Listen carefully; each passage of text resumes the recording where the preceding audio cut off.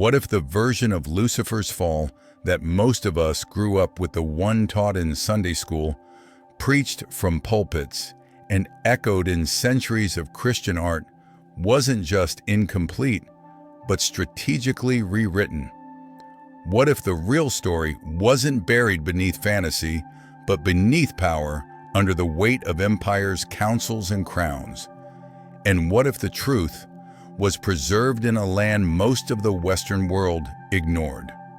For thousands of years, Ethiopia has quietly held one of the oldest surviving Christian traditions on earth. Long before Western missionaries arrived, Ethiopian believers were preserving scriptures that Rome cast aside, books like Enoch, Jubilees, and the mysterious Book of the Rolls. These weren't just religious curiosities. They offered a radically different picture of Christ, of Satan, and of the spiritual war that defines our world. Psalm 68:31 affirms, "Ethiopia shall soon stretch forth her hands unto God," a verse that for centuries has been read as prophecy. But what if it was also a warning? That in the rush to spread the gospel westward, something was lost, or worse, erased. How can the same Bible lead to liberation in one land and domination in another? How can the Christ who said, "Blessed are the poor," be used to build empires, enslave nations, and silence the voices of the oppressed?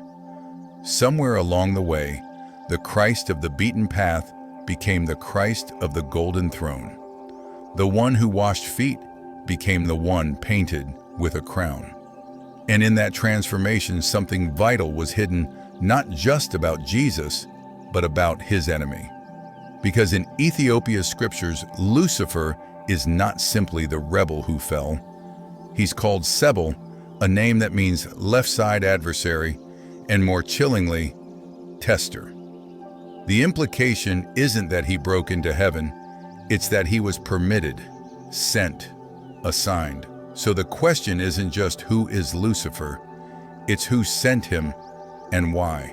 And maybe even deeper, if Christ himself looked different than we imagined, walked among those we overlook, and stood on the side we were taught to fear, would we recognize him?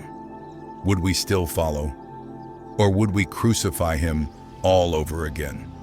If you've ever felt like the truth has been hidden from you, like you've only been shown one side of the story, comment "I want to see clearly" below. And stay with me, because the story you're about to hear may not only change what you believe about Lucifer, it may reveal why the Christ you were taught to worship may not be the Christ who's coming. Let's begin. Ethiopia's hidden theology of Christ. Long before Western Christianity had cathedrals, creeds, or councils, there was a quiet fire burning in the mountains of Ethiopia, a faith rooted not in conquest, but in continuity, a tradition that claimed to trace its spiritual lineage all the way back to the Ark of the Covenant, carried by priests descended from Aaron, hidden in the hills of Axum. For many in the West, Ethiopia's place in the biblical story is barely a footnote. But Psalm 68:31 was never meant to be ignored. It says, "Princes shall come out of Egypt. Ethiopia shall soon stretch forth her hands unto God." This was not poetry, it was prophecy, and Ethiopia fulfilled it. Unlike much of Christendom that later bowed to Roman councils and colonial kings, Ethiopia held fast to scriptures that others rejected. The book of Enoch, for instance, quoted in the New Testament letter of Jude, was preserved in full only in the gaze language of the Ethiopian Orthodox Church. Alongside it were texts like Jubilees and the Book of the Rolls, each offering a vision of reality that Western theology struggled to contain. In these books, Christ is not portrayed as a distant emperor or triumphant conqueror. He is the suffering Son, the cosmic architect, the one who enters the story not with thunder, but with wounds. This is where the contrast becomes unavoidable. In the West, Christ was often reshaped by empire. He became a symbol of order, of hierarchy, of heavenly endorsement for earthly power. But in Ethiopia, the Christ preserved in the sacred scrolls was entirely different. He was not Caesar's rival, he was Caesar's undoing. He didn't ride in on a war horse, but stood in the fire with the afflicted. In the Ethiopian vision, Christ does not demand loyalty to empire. He demands justice for the poor, holiness from the broken, and truth in the face of deception. That difference matters more than ever. Because if the West's image of Jesus served kings and colonizers, Ethiopia's Christ calls us back to the margins, back to the foot of the cross, not the top of a throne. Which raises a haunting question: why did Rome suppress these voices? Why erase the very scriptures that honored a Christ who suffered with the suffering? What was so dangerous about a Jesus who looked more like the oppressed than the oppressor? And more importantly, what happens when we let those voices speak again? When we open the scrolls Rome tried to seal, and listen not just to what was said, but to what was silenced. There's one name preserved in those scrolls that Rome never wanted you to hear. A name that redefines everything we think we know about Lucifer. And that name is Sebel. Who is Sebel? The name that terrified the West. His name isn't whispered in Western churches. You won't find it carved into stained glass or quoted in Sunday sermons. But in the ancient scrolls preserved by Ethiopia's faithful, the figure we know as Lucifer is given another name, Sebel. And that name does more than identify a being. It opens a doorway into an entirely different theology of darkness, judgment, and divine testing.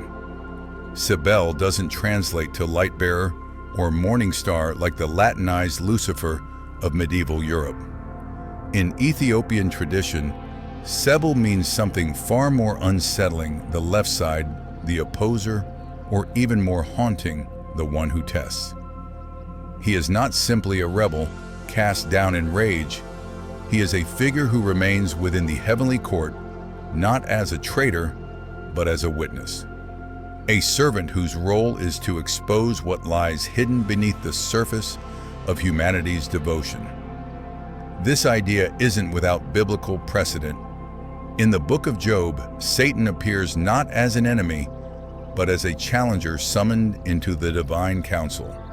He presents himself before God and is permitted to afflict Job, not out of hatred, but as a test of faith. Job's trials are not the work of chaos, but the result of a divine allowance. This disturbs many modern readers, and it should, because it confronts us with a God who allows suffering not always to punish, but to reveal. Some theologians argue that what the Ethiopian scrolls preserve is not heresy, but memory. A memory of a time before the image of Satan became synonymous with absolute evil. A memory where his role was not to destroy, but to discern, to sift, to separate true loyalty from hollow ritual. Sebel in this frame is not a rival god, but a tool of divine refinement. Of course, this is not the full picture. The scriptures are clear that there is real evil in the world, that the devil is a deceiver, a devourer, a serpent with murderous intent. But what if, at the beginning, his role was not born of hatred, but of obedience? What if the fall of Lucifer was not a spontaneous rebellion, but a slow corruption of a permitted task? A divine tester who began in truth and twisted over time into torment. This reframing doesn't erase evil. It reveals its roots. And perhaps more importantly, it asks something uncomfortable of us. Would we follow a God who allows us to be tested? Or are we only interested in a God who makes us comfortable? Is our faith built on love or on conditions? But Sebel's role didn't end with individuals like Job. The scrolls hint at something much larger, a test not just of one man, but of entire nations. And that's where the real danger begins. Because if Sebel's role was to sift the hearts of kingdoms, we have to ask, which Christ did our ancestors follow? And which one are we following now? The Christ of empire versus the Christ of the oppressed. There was a moment in history when everything changed, not just for Christianity, but for the image of Christ himself. It happened when the cross, once a symbol of public shame, was lifted high by the empire that once used it to kill. When Constantine declared Christianity the religion of Rome, faith stepped into the palace, and something sacred was exchanged for something strategic. Before this shift, Christ was known as the suffering servant, the lamb slain, the one who dined with outcasts and wept beside the broken. But after the empire adopted him, he began to look more like Caesar than a carpenter. The humble robes became royal garments.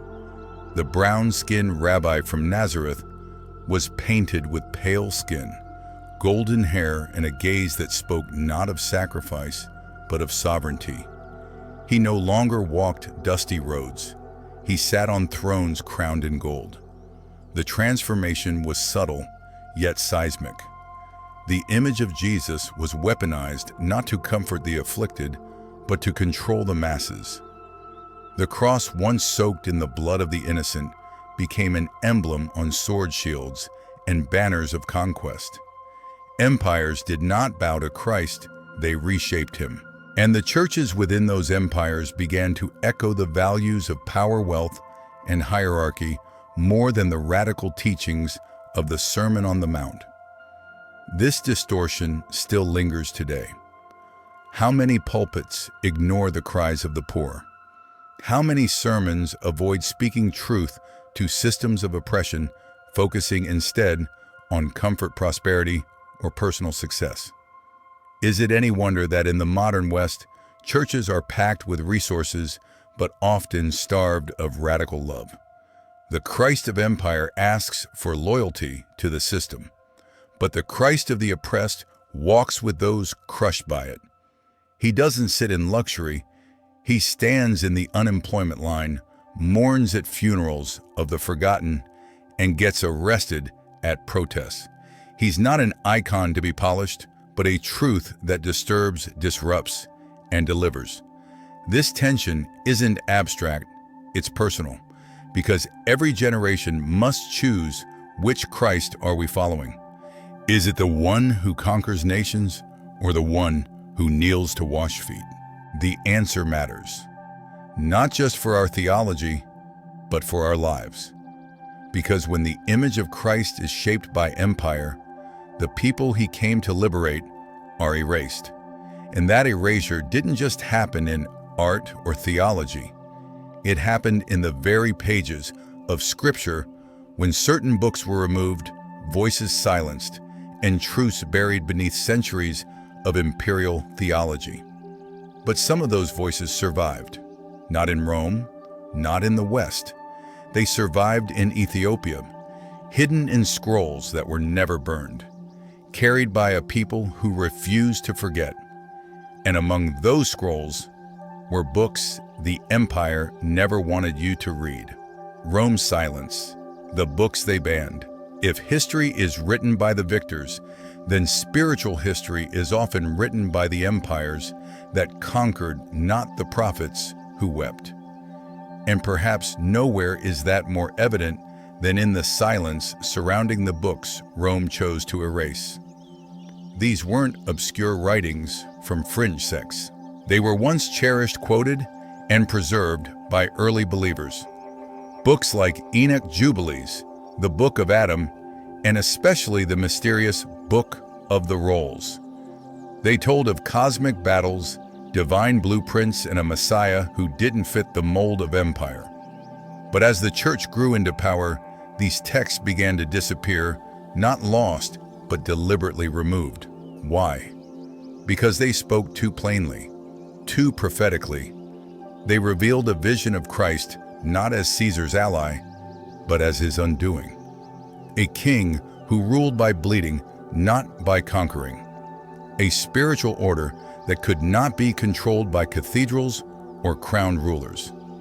And yet, while Rome suppressed these texts, another land preserved them.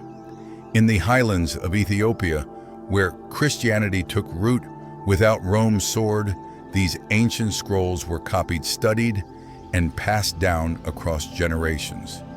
Their content is staggering. The Book of the Rolls, for instance, paints a vision of Christ not merely as a redeemer of individuals, but as the very structure of creation itself. He is the word spoken before the world was formed, the design upon which heaven and earth are balanced. He is not an afterthought to sin. He is the foundation of existence.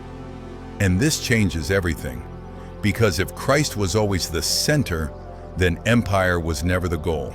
Control was never the mission. And Lucifer's rebellion. It wasn't the defining moment, it was a distortion of a much deeper plan. But here's where the tension sharpens. While the church in the West locked these truths away, the very institutions that called them heresy studied them behind closed doors. From secret societies to occult movements, many of the same powers that dismissed these books publicly were studying them privately. Not to worship Christ, but to mimic his power.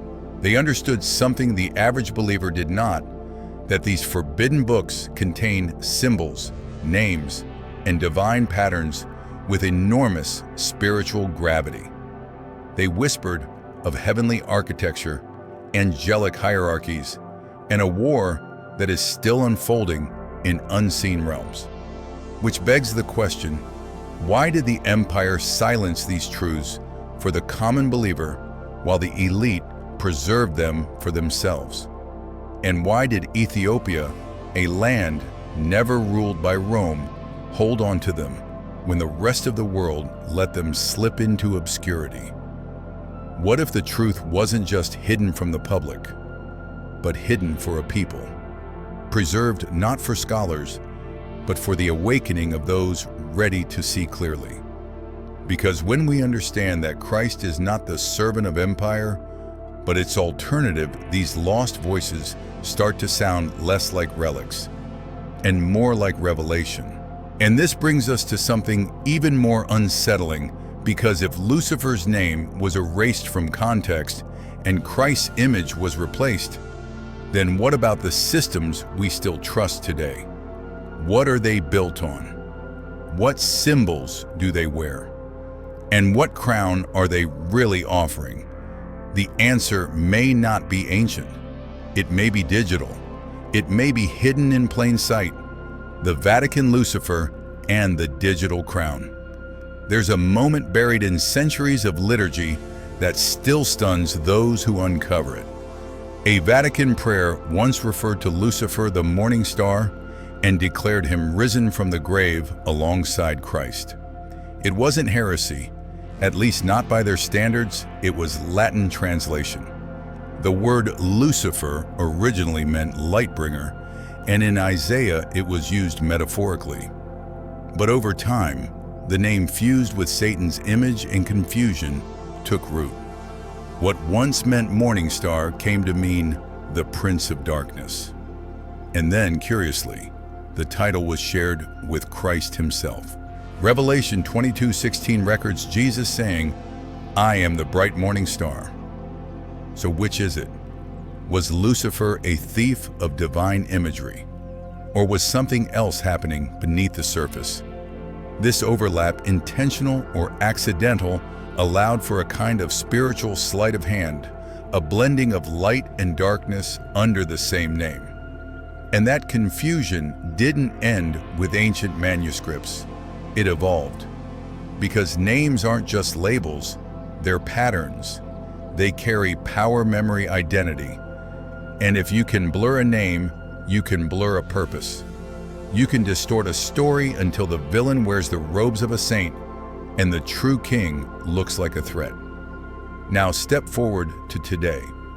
We no longer live under Rome's physical crown, but a new one has risen.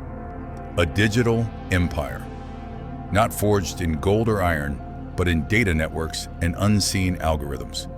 Yet the symbols remain. Look closely at the imagery woven into tech conglomerates, government, architecture, global finance. Crowns embedded in logos. Eyes watching from every screen. Triangles, pillars, thrones of code. Surveillance systems not unlike the all-seeing eye of ages past, except this one doesn't need a temple. It lives in your pocket. Some might say it's coincidence, just branding, just design. But others, especially those familiar with the book's Rome banned, see a different pattern. They recognize ancient symbolism reappearing in digital form. Not because the world is copying the past, but because the same spiritual forces are still at work, just updated. What if the new crown isn't made of gold, but of influence, of digital fingerprints and facial scans? What if the beast of Revelation doesn't rise from the sea in a singular form, but from a cloud of global connection, offering you convenience, peace, and security in exchange for trust? Trust in what? Systems that blur names, networks that reshape truth, devices that listen more than you pray. Could it be that the serpent didn't stop speaking in Eden? He just changed his language.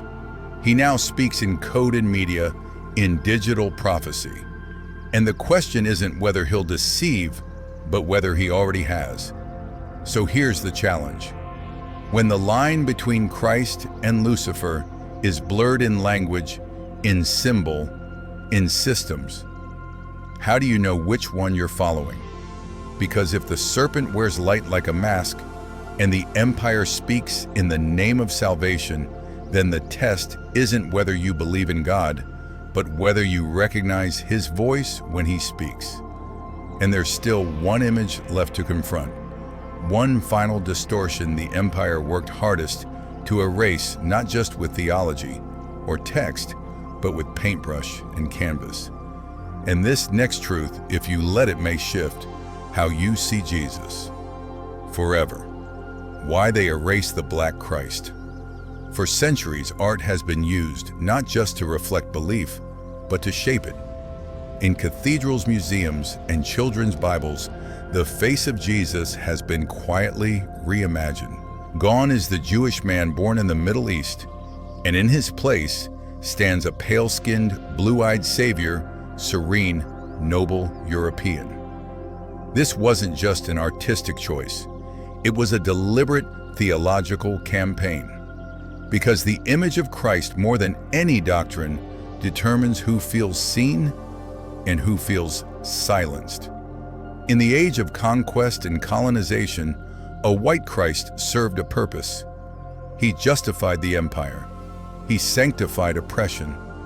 Enslaved peoples were told to bow not only to their earthly masters, but to a God who looked like them. A Christ who never wept with them, who never bled like them, who never looked like them. But Ethiopia tells another story. Long before the Renaissance brushed gold halos onto pale brows, Ethiopian churches were painting Jesus with dark skin, woolly hair, and eyes that held both fire and mercy. In ancient scrolls and oral traditions passed down through generations, Christ was not a distant imperial judge. He was kin. He was family. He was the God who stood in the fire with Shadrach, Meshach, and Abednego, not as a pale spirit, but as the fourth man with skin like theirs. And in preserving that image, Ethiopia did something radical. It kept alive the truth that Christ did not come to dominate, but to dwell, to walk among the poor, the oppressed, the broken, to suffer not just for the marginalized, but with them. So why was that image erased? Because a Black Christ is dangerous to empires. He cannot be used to conquer, only to convict. He cannot bless slavery or silence only liberation. He does not crown kings, he overthrows them. Now ask yourself, if Christ appeared today, clothed in humility, speaking through the voices of the poor, the wrongfully imprisoned, the persecuted, would the world recognize him? Would we? Or would we crucify him again? Because the greatest threat to any system of power is not rebellion, it's revelation. And revelation is what they feared when they painted over his face, rewrote his story, and buried his witness in the dust of forgotten lands. But his image was never erased completely. It lives on in the songs of the suffering, in the prayers whispered by mothers who lost their sons, in the hope carried by those who know that God doesn't always look like the powerful, but like the crucified. And if that makes you uncomfortable, good. Because comfort was never the point. The truth is not always safe, but it is sacred. And before this journey ends, one last question remains. It's not about history. It's not about symbols. It's about faith, the kind that survives fire and sees through the disguise, the real test of faith. Can you handle the truth? This story was never just about Lucifer or Ethiopia or even Rome. It's about you. Because if all of this is true, if the Christ of Empire isn't the Christ of Scripture, then something deeper is being asked of you, something most people never prepare for. Can you love a God who allows the struggle? Can you follow a Christ who doesn't look like you imagined, who walks with the ones the world ignores, who speaks from the margins and not the throne? Because the real test of faith was never whether we could memorize verses or attend services. It was whether we could recognize truth when it stripped away our comfort, whether we could still follow when the image of Jesus no longer mirrored our expectations but confronted them. Think about the systems we still trust, the voices we let shape our theology, the empires we excuse in the name of peace. How many of them echo Babylon more than Zion? How many demand allegiance but offer no love? How many wear the cross but wield the sword? What if the deception wasn't just in the garden with Eve, but on our screens, our pulpits, our coins, our schools? What if the real lie wasn't whispered by a serpent, but preached by those who saw power as divine? This is not an attack on faith. It's a call to return to it, to strip away the gold-plated idols we've built in Jesus' name, and to meet the real Christ again in the wilderness, in the questions, in the suffering. So look inward now. Don't just ask what they've hidden. Ask what you've ignored. Because maybe the most dangerous deception isn't the one they gave you. It's the one you accepted because it was easier than the truth. And if you've made it this far, it means something in you is still awake, still listening, still ready for what comes next. There's a reason this story stirs something deep in the soul. Because underneath all the names, Lucifer, Sebel, Christ, Empire, what's really being tested is our ability to see. Not with the eyes shaped by tradition or power, but with the eyes of the Spirit. The truth was never hidden because it was too complicated. It was hidden because it was too costly. It calls you to surrender the image of God you were handed for the one that was wounded. The battle we face today isn't skin against skin culture, against culture. It's the lie of light against the presence of truth. A whitewashed Christ gave comfort to kings, but a Christ who bleeds with the broken, that's a threat to every empire. And yet, that's the Christ who still walks among us. The one whose face you can't paint because it's reflected in every outcast, every prisoner, every person who's been told they're less. So maybe the real awakening begins not when we discover new secrets, but when we finally stop hiding from old truths. If something in this journey opened your eyes, if you feel the weight of what's been erased and the urgency of what's still to be revealed, don't let it fade. Hold it, wrestle with it. Let it lead you back to the Christ who never fit in the images we framed him with. Comment, "I see him now," if this stirred your spirit. Like, share, and subscribe to stay with us as we uncover more truths the world was never meant to hide. And if you're ready to go deeper, the next video will take us into the prophecy of the 4 angels bound at the Euphrates and why their release may be closer than we think. Thank you for watching with an open heart. May truth find you where you are, and may your spirit stay hungry for what is real. Until next time, go in light and in boldness. You were never meant to follow blindly. You were meant to see clearly.